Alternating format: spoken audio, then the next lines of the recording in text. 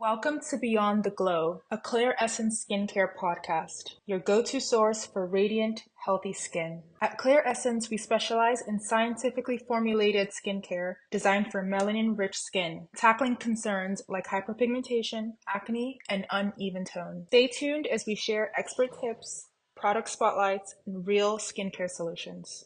Thank you, Dr. Obioha, for joining us today on the Clear Essence podcast. I'm so excited to have you here, and I can't wait to get started and just have a really good skincare conversation. So, just a bit to start, what made you focus on skincare for women of color in particular?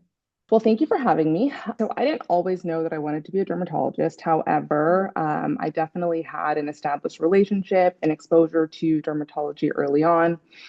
As a teenager, I suffered from acne, I suffered from eczema. So, I definitely had a dermatologist that I saw frequently. And it wasn't until medical school when I was exposed to other specialties, it was kind of a process of elimination. And so, as I rotated through other specialties, they didn't really speak to me. And then I looked back and I was like, you know what?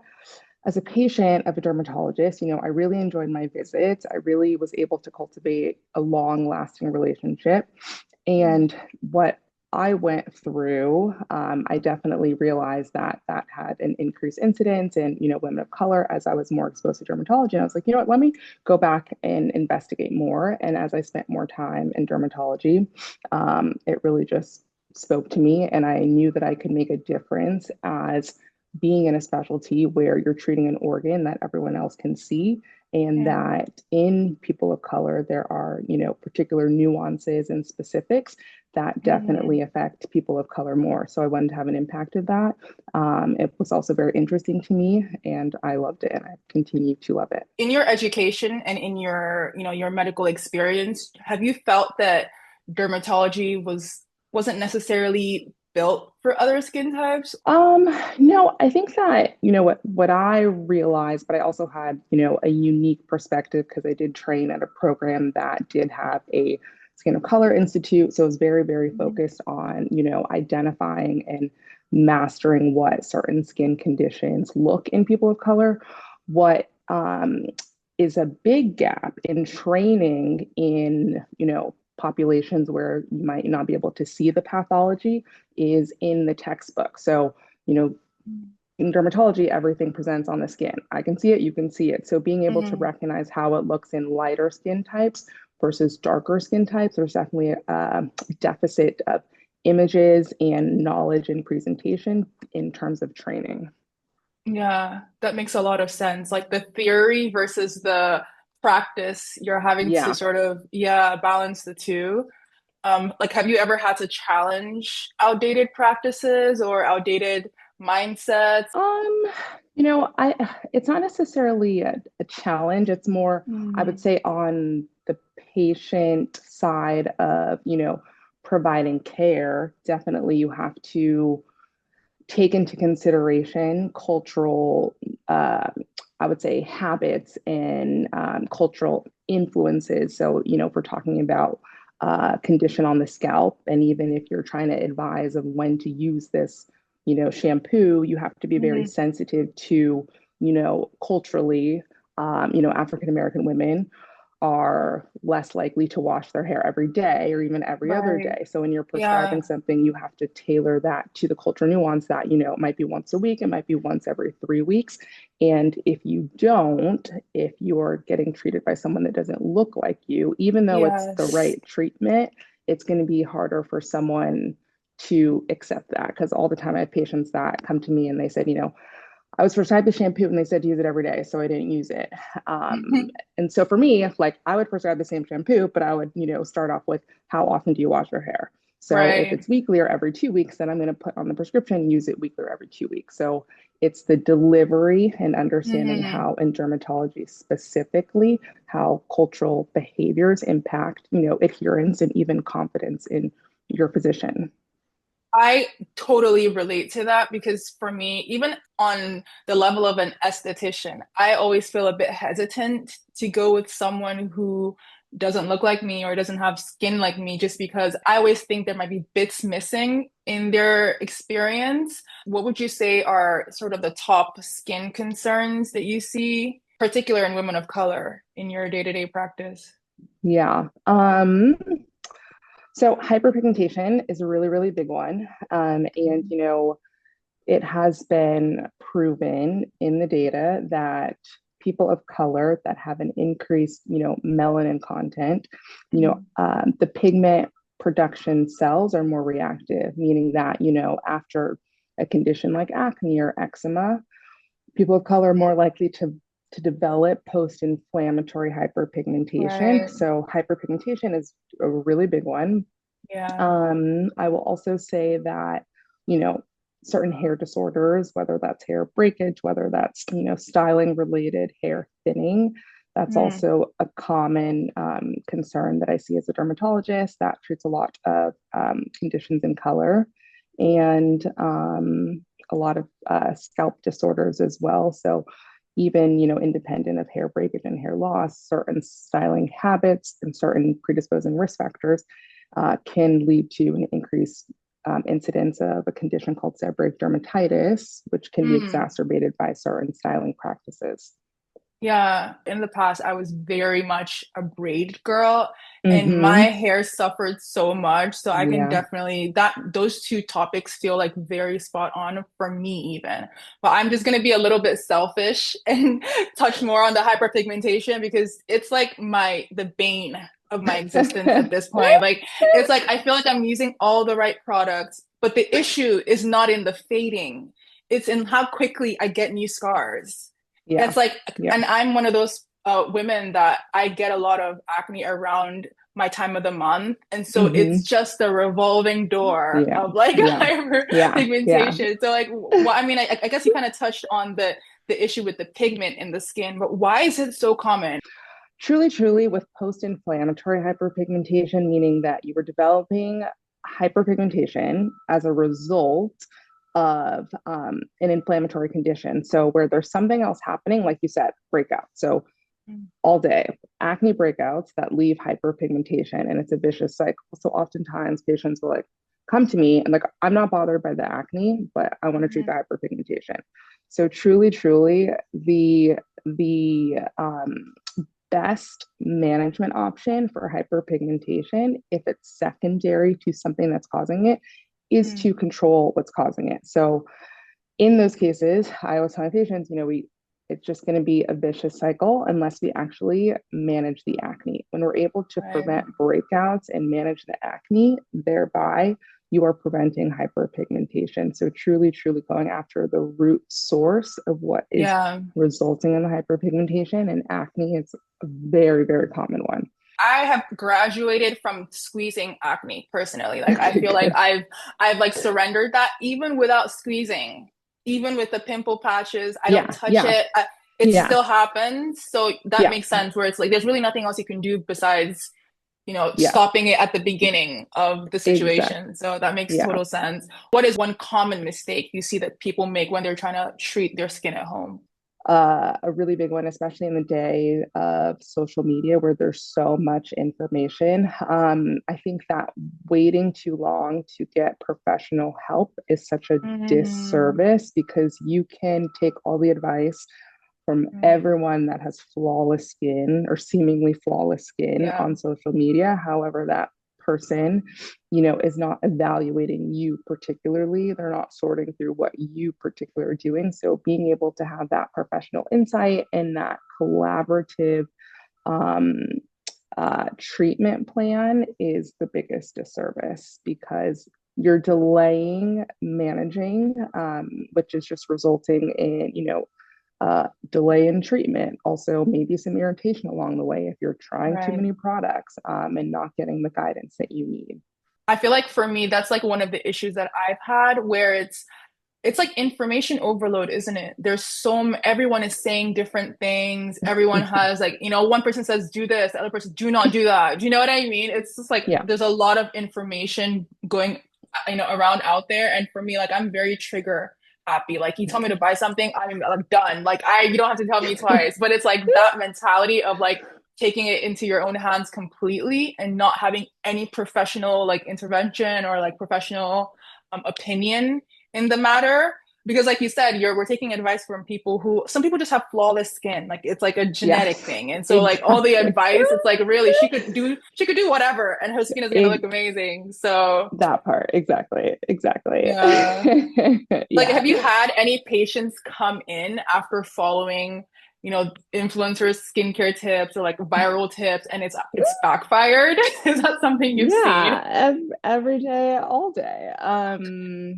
Yeah, I mean, I think that the access to information is, both a good thing and both a bad thing. And, as a dermatologist that is on social media, my main aim is to provide, board certified, insight. However, I think also they make it such that you can buy the product so fast. And Mm, so, you end up spending all this money on all these products that, oftentimes don't work. By the time that you get to seek professional care, at that point, you're kind of out of funds mm, to get what you actually do need and, to put toward your prescriptions and treatment plan. And so, you know, I think that just having guidance and insight and having someone that knows what they are doing guide you is just so, so important. yeah, because then you're not just like, what is it, stabbing in the dark. Yeah, yeah, exactly. Yeah. Especially, in people of color where, you know, not every skin product is benign, not every procedure is benign. So it really, really is Mhm. important to know, what you can use, what you shouldn't use, what you Right. should use. Yeah, that makes so much sense.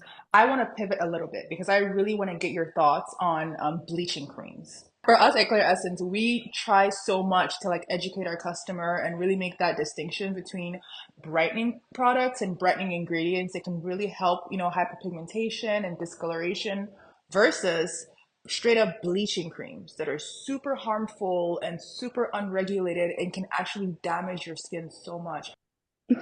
Yeah, so gosh, and I really the term bleaching like makes me cringe only because there's just so much attached to it, right? So, Mhm.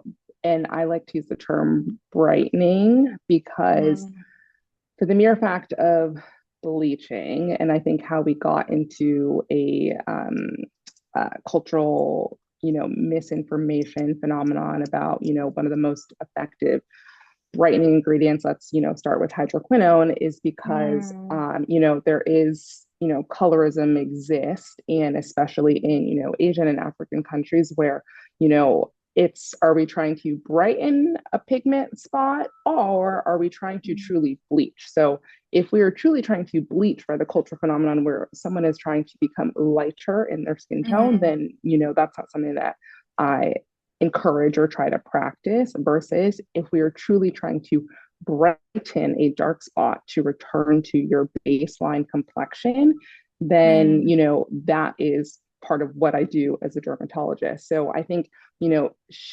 framing what we're doing, whether it's mm, brightening is our intention, but never am I trying to bleach, so to say. So I always right. try to clarify that with my patients, because I will have patients come in from I'm Nigerian, so Nigeria, Yeah, and they'll ask me how do I bleach and how do I become lighter, and I'm like, that's not something I do. But if we're trying to right. brighten, pigment spots from eczema and hyperpigmentation, then they're very, very effective ingredients. So hydroquinone is one of them. Mm, Now, hydroquinone is very safe and effective. However, it has a expiration date. So it's peak mm, effective when using, within 3 months. But if it's overused and abused, and if it's used with the intent to bleach on large surface areas, mm, then there could be adverse outcomes. So right. again, all depends on intention, duration, and how we're using it. In the United States, until I think it was 2020, or don't quote me, but 2% used to be available over the counter. So that would be the Mm, lowest, available formulation. 4% is available, at a commercial pharmacy. So you can write a prescription and, you can get it at, all the local pharmacies. Now, the higher strengths that, dermatologists often, work with and prescribe are going to be above 4%, and they have to mm, be compounded by pharmacies that will make it in that concentrated strength. Mm, The higher the strength, so 10%, 12%, and the longer that you use it, there actually can be a reverse phenomenon where instead of brightening, it actually mm, causes more hyperpigmentation. So you run into the risk more with the higher strengths. That's why it's also right. really important just to have direction under, a board certified dermatologist that has experience and knowledge of Yeah, how to safely and effectively use it before it right. becomes to your detriment. Just to pivot a little bit, because I Yeah. feel like nowadays natural skincare, minimal skincare, and all of that, it's just kind of like I feel like this floating idea. Is natural skincare always better, or is it just like a marketing thing? I see you smiling. So I want to know I what you think. So, okay, from the eyes of a dermatologist and from the eyes of an immunologic standpoint, natural skincare is not better. And here is why. So, our skin, which is the largest organ in our body, has its own immune cells. It's made up of fats, it's made up of lipids. Mm, Now, natural skincare that has a lot of plant-based ingredients, right. similar to poison ivy, which is as natural as it comes, that causes a Mm, robust rash and reaction with exposure. It's similar to natural skincare. So when you use natural skincare on the skin, if you are sensitive and or eczema prone, then your immune mm, cells are going to be like, ooh, what is this? We haven't seen this before, in contrast to using a product that has ingredients that mimics the skin barrier, like lipids, ceramides. And with the natural skincare, you can often result in what's called a type of allergic contact dermatitis, where your mm, skin inflammatory cells recognize it and then as foreign, because like, what is this plant on the skin? And then mm, reacts to it. So, right. from my perspective, I see a lot of rashes and a lot of adverse outcomes from natural skincare. And again, they are not better. There's no data that shows that they are better. Right. However, consumerism and marketing will definitely lead you to believe so. Right. I would love to touch on the sunscreen thing. Yeah, As Black women, yeah. there is this idea that like melanin, it protects us from sun damage. And so perhaps, a Black woman might not need sunscreen it's almost like me using sunscreen is just an extra thing, you know? Mm-hmm. Does Mm-hmm. melanin actually protect us from sun damage to the point where it's not that necessary to use sunscreen? So, to answer your first question, melanin, an increased level of melanin definitely provides more protection against UV exposure. So, yes, there's an increased protection. However, to answer your second question, despite that, it doesn't mean that, people of color do not need sunscreen. So, if we were to go back and just to go over, so sunscreen basically filters UV exposure, Mm, and the impact of UV exposure can be UV related skin cancers, which mm, are less common in people of color. However, mm. African Americans are not immune from skin cancer, so they definitely do happen. So Yeah. wearing sunscreen to reduce the risk of UV related skin cancers in all skin types is definitely important. And then also UV exposure leads to, the common conditions that we hate and then experience people of color. So like hyperpigmentation. So Mm-hmm. if you are experiencing hyperpigmentation and you are not wearing sunscreen, then that's the one thing that you should definitely change before you do any treatment. So it's Mm, also to prevent UV induced hyperpigmentation, and also to, it's anti-aging to wear a sunscreen as well, because mm, UV exposure degrades collagen and elastin and it results in skin aging. So you get mm. the skin cancer benefits and you also get the, aging and hyperpigmentation benefits as well by wearing sunscreen. Yeah. For me, it was the hyperpigmentation that sold it for me. Like I read somewhere once that like Yes.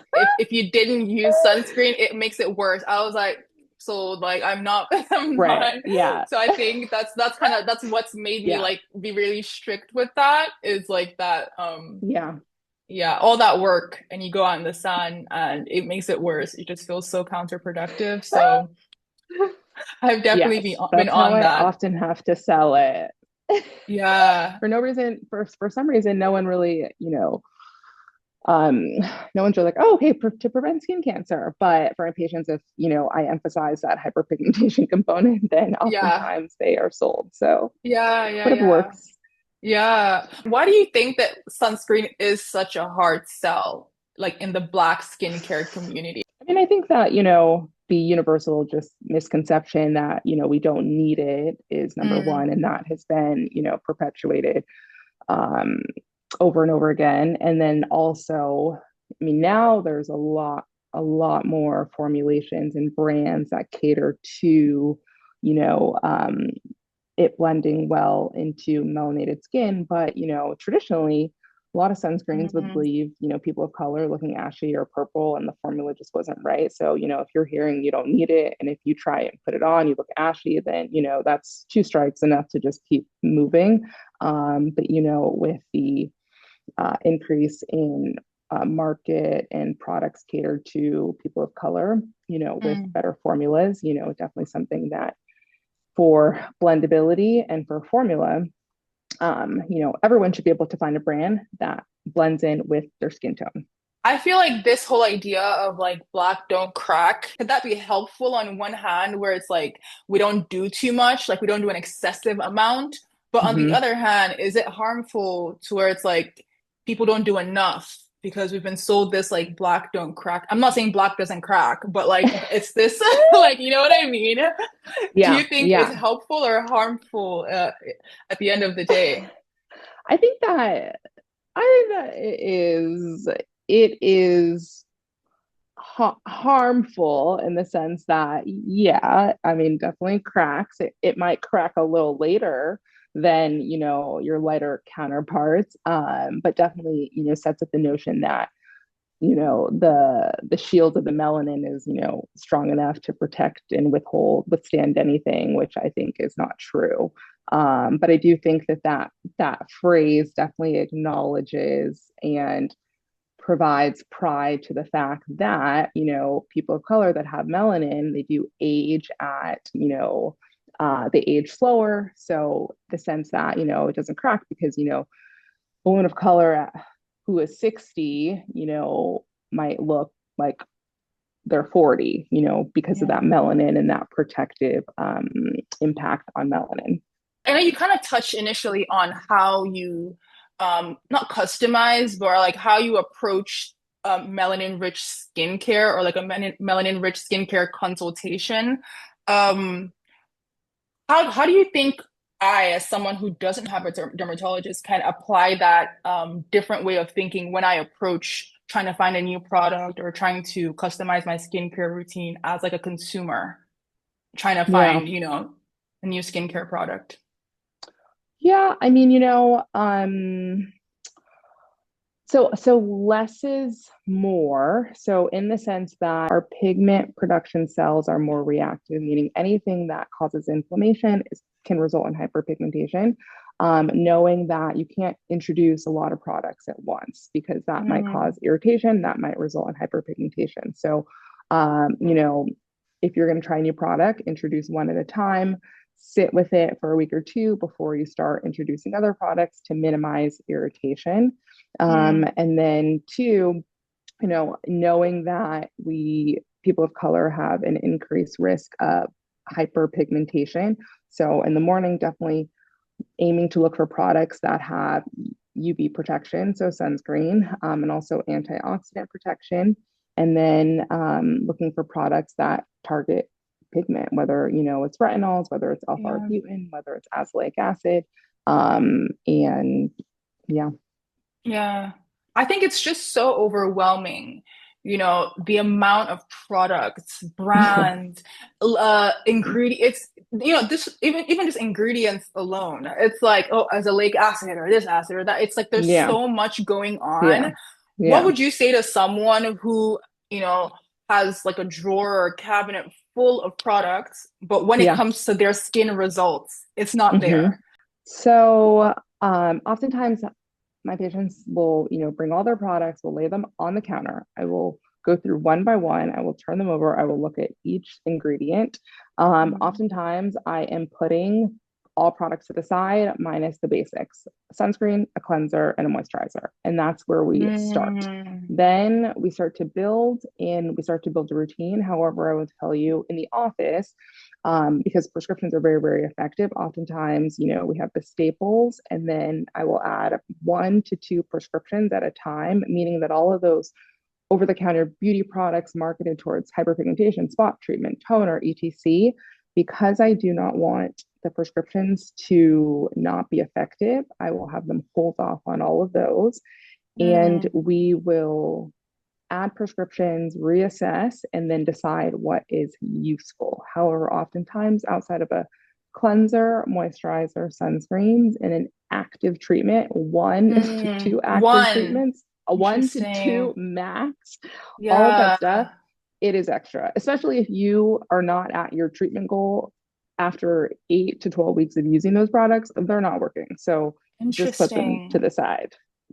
That's having me rethink my routine hmm because I think hmm I might have a lot of perhaps redundant steps and Exactly. just buying a lot of actives that I'm not quite Yes. sure. Like, what am I actually doing? Like, what? Exactly. So that's a really good one. Take out all the Exactly. actives, Yeah, like have that the basics, and then 1 or 2 things that are focused on your specific issue. exactly. Exactly. Amazing. Wow. Thanks, Yeah. Dr. Obioha. I feel like Yes, of that's like course. a good place to end this conversation because I Yeah, feel like yeah. that is such an important point for me, especially just with the overwhelm. So thank you Yeah, so, so much for of your course. thoughts, your insight, and all of that. And for the listeners, I hope you enjoyed this conversation. And I'm sure Dr. Obioha, there's going to be lots of questions, follow-up Yeah, questions, and hopefully perhaps you can have a follow-up conversation. yeah. But thank you so much, and I'll speak to My you pleasure. later. That's it for today's episode. Remember, healthy skin starts with the right product. Explore our full skincare collection at clairessence.com and use our store locator to find Clear Essence near you. Don't forget to subscribe and follow us for more skincare insights. Until next time, keep glowing with Clear Essence.